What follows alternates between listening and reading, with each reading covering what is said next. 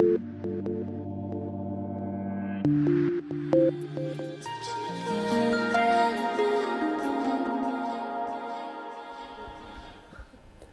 of you know me because I teach the gang classes here, but I also have a full-time job on the program chair for Westwood College for the criminal justice programs. And I have just a few seconds or a few moments to tell you about a secret I learned.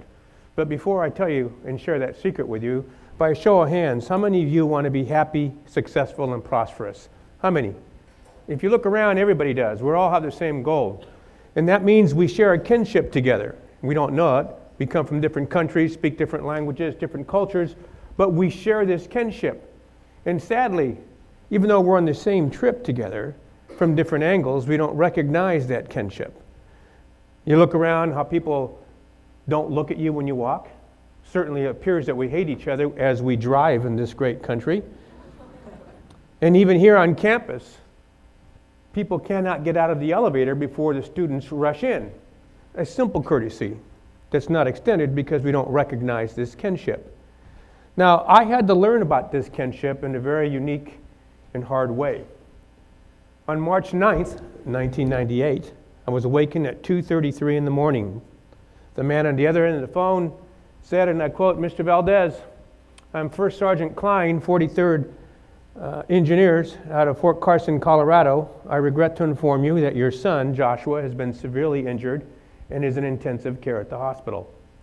Now, you cannot imagine as a parent, I have 5 sons, here's my first one. You can't imagine the horror that went through me and shock. And for a moment, I didn't say anything, and the next question is, what happened? What happened? Is he okay? And the first sergeant regretfully and reluctantly told me that my son had been shot in the head.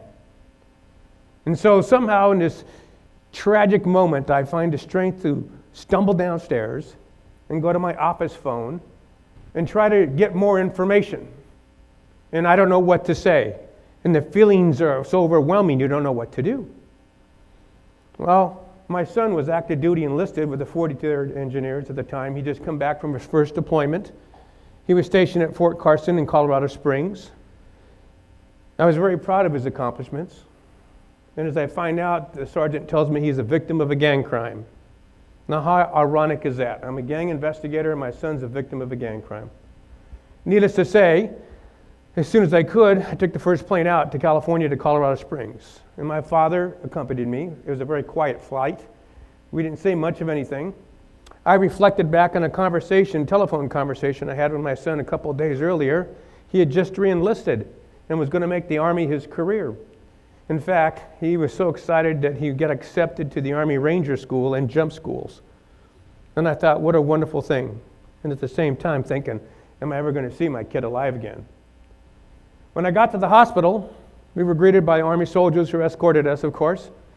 And then I saw my son. His head was the size of a watermelon. He didn't look very good. And so I called my bride, who was a trauma nurse at the time, and gave her all the relevant medical information.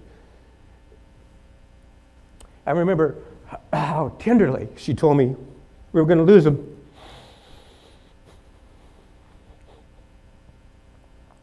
So, as you can well imagine, I lost all hope of him surviving. But there was a miracle that happened here. He is alive today. He survived. In fact, he's married. And the son of a gun made me a grandpa twice. Now listen.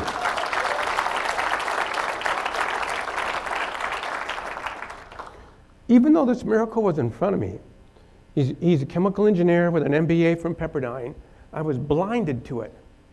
You see, I kept on telling my family to rely on the criminal justice system. They will catch this kid and hold him accountable. And they did catch him. But unfortunately, because of a problem with a brand new DA, this kid got away with 14 days in county jail and a misdemeanor conviction for brandishing a weapon. And I got mad and I got angry. I got so angry that I would think about how I would get even with this guy. I wanted an eye for an eye. I wanted revenge because he hurt my kid and my family and me. I was so full with this that I didn't recognize the kinship that I talked to you about earlier, or the fact that there was a living miracle in front of me. And I had to learn something very difficult that I thought I already knew. And to be honest with you, I had to learn to forgive this 18-year-old boy who hurt my son so severely. And it was not easy. It took years. But when I finally was able to do this, guess what? I learned that secret I wanted to share with you. Something marvelous happened. And the secret I want to share for you to be successful, prosperous, and happy is to help others. It's that simple. You need to join the fellowship of service. You need to help people because you can, not because you have to. And in doing so, you will discover something marvelous. But joining this fellowship of service does not happen automatically. It's not because you're here. You have to consciously want to join. You have to live the right life. You have to know how to dream. You have to know how to plan, change plans. You have to learn to have high goals. You have to be with yourself and live the right way. It doesn't come easy. And you and I can't change the world, but we each have our little sphere of influence, don't we? And you can certainly affect the people within that sphere of influence. And then you line your sphere up with somebody else that's like-minded, and you line yours up with another person's, and you become the agents of change. You become the agents of change because you belong to that fellowship of service. And it's not easy. Sometimes you have to have a mental goal and picture where you want to go. And so how do you keep on that goal? Well, you have to do the right thing. You have to make the right decisions. And I promise all of you right now that doing that isn't always easy, because there will come consequences. You might not be the most popular person in your family or group of friends to do the right thing. And there may be consequences about it. But you need to do that. You also need to know there's a few life rules that we have to follow. Because we look at life through a little bit of a prism sometimes. And even though this miracle was there, I was a broken man because I couldn't recognize what was in front of me, because I was full of anger and hate. I wanted revenge. I wanted an eye for an eye. And as Gandhi said, pretty soon if you believe in that, the whole world will be blind. So I learned to forgive, and a new light shed upon me a little bit. There was some light. And so to do this, we have these rules of life we have to follow. Life's not fair, but it's still good. I want you to remember that. When in doubt, take baby steps. It's always easier. I want you to remember that your job will not take care of you when you're sick and injured. Your families and friends will, and they're the ones you should be close with. When sad times come, cry with somebody. It's a lot more healthier. That's the psychologist in me, right? When it comes to chocolate, just forget about it. Eat it. Resistance is futile. You just have to forget about it. If a relationship has to be secret, maybe you shouldn't be in it. Have fun and smile. You need to take care of yourself physically and mentally, because it's a long journey. And then I want you to frame every disaster with this. Will it matter in 5 years? And you'll see that you'll get a proper perspective in life. I want you to over-prepare and flow with life. Sometimes you need to think outside the box to solve solutions, and don't be afraid to do that. Don't limit yourself. You are in charge of your happiness. And you should be repeating in your mind that I am in charge of my happiness. I am in charge of my life. I am in charge of my success. And I'm in charge of how I help people. You should repeat that. And I want you to go after your dreams. And guess what? Time does count. I figured this out. There are 8,760 hours every year. In America, you can live to be an average age of 80 years old. That's 700,800 hours. Seems like a lot, doesn't it? 80 years. Some of us won't reach that age. But think about this. From your birth to 6 years old, you don't do anything, but mom and dad take care of you. And then you go to school from first grade to 12th grade. There's another 12 years. That's 18 years. And then you go to college. There's 22 years if you go to a 4-year university. And statistics tell us we sleep at least a third of our life away. That's 27 years. Except during finals week, I guess, right? And in California, you will wait in line your lifetime somewhere between 2 and 3 years. And when you add that up together, that leaves 30 years left off of that 50 years. If you go to grad school, there's another 3 to 7 years. So somewhere you'll have 23 to 27 years to be agents of change. And I suggest we start immediately when you look at it from that perspective, right? Every moment matters. Every second counts. I want you to remember that. Seize every moment. Now, It's not easy.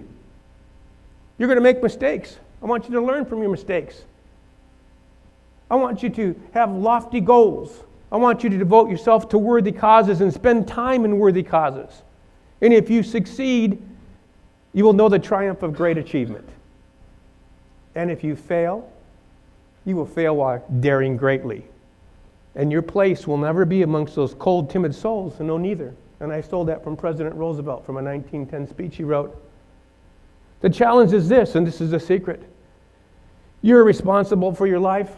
I've given you a secret to success. And so my challenge is I want you to become agents of change and use that secret. I want you to be the change that you see in the world.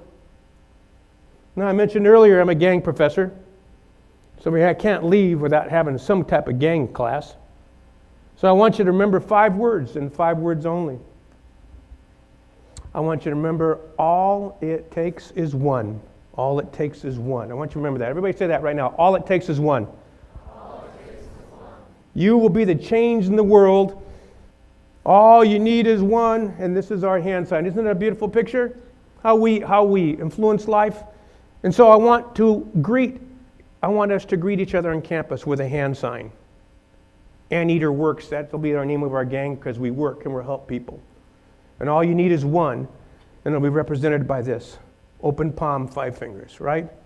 And so when we close, as I'm closing, I'm going to tell you, all you need is one, correct? So I have one thing to say. Thank you, and.